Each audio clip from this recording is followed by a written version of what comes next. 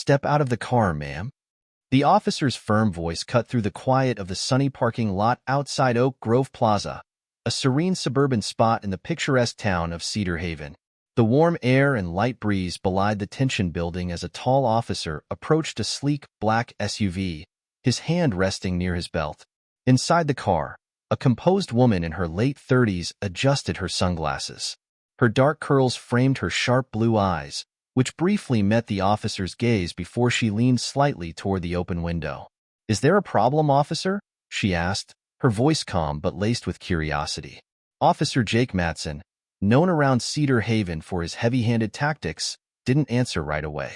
To him, every interaction was an opportunity to exert control.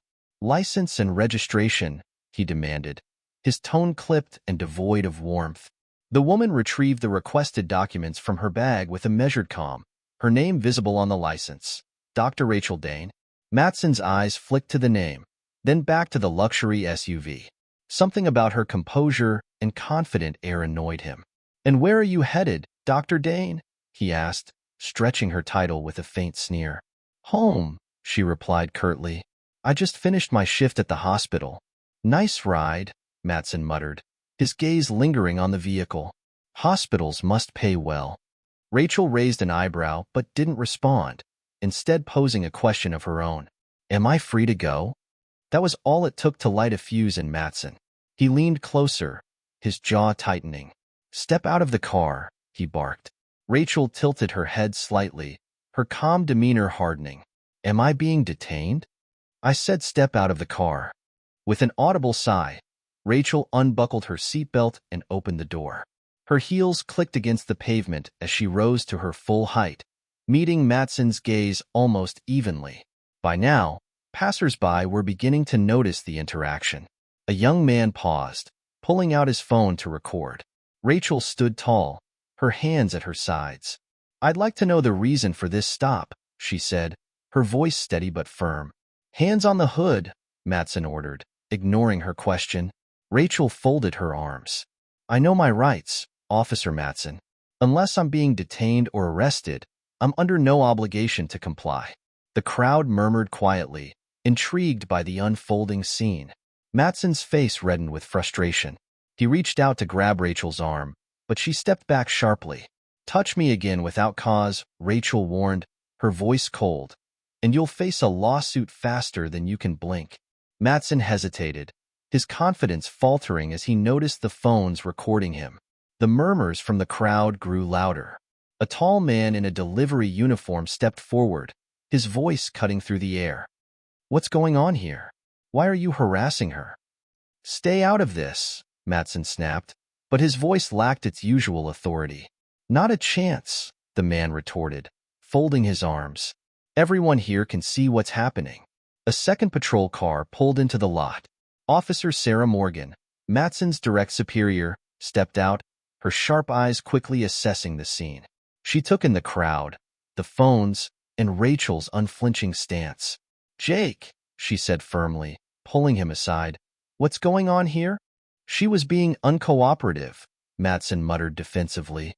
Morgan's gaze hardened. "Uncooperative, or are you overstepping again?" Matson stiffened but didn't respond. Morgan turned to Rachel, her expression softening. Recognition flickered across her face. "That's Dr. Rachel Dane," Morgan said quietly. "She's one of the top trauma surgeons in the region. We cannot afford this kind of mistake." Matson's eyes widened briefly, but his pride kept him from backing down. "She's making a scene," he grumbled. "No, Jake," Morgan said, her voice edged with frustration. "You've made the scene." She gestured toward the crowd.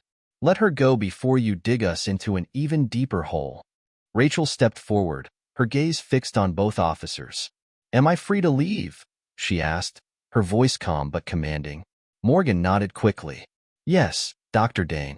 Apologies for the misunderstanding." Rachel's lips curved into a humorless smile. "A misunderstanding?" She turned toward the crowd, her voice rising just enough for everyone to hear. "This officer pulled me over for no reason, demanded I step out of my car, and attempted to manhandle me. That's not a misunderstanding. That's an abuse of power." The crowd murmured in agreement, their phones capturing every word. Morgan's glare at Matson deepened. "We'll discuss this later," she hissed before turning back to Rachel.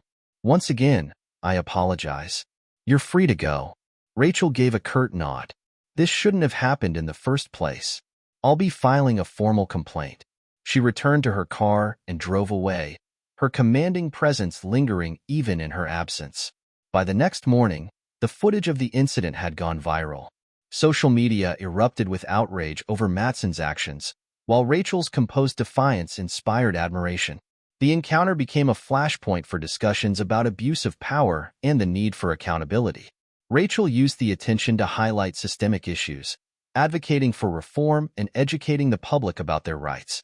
Within days, Matson was suspended pending an investigation, which revealed a pattern of misconduct. His eventual termination sent a clear message about the consequences of unchecked authority. The incident sparked a movement in Cedar Haven. Community members organized forums, marches, and initiatives to demand transparency and reform within the police department. Rachel balanced her demanding medical career with her new role as a public advocate, her story inspiring others to speak out against injustice. Her courage became a symbol of resilience and accountability, proving that one act of defiance could ignite lasting change. In the face of unchecked power, Rachel Dane reminded the world that bravery and integrity can turn the tide.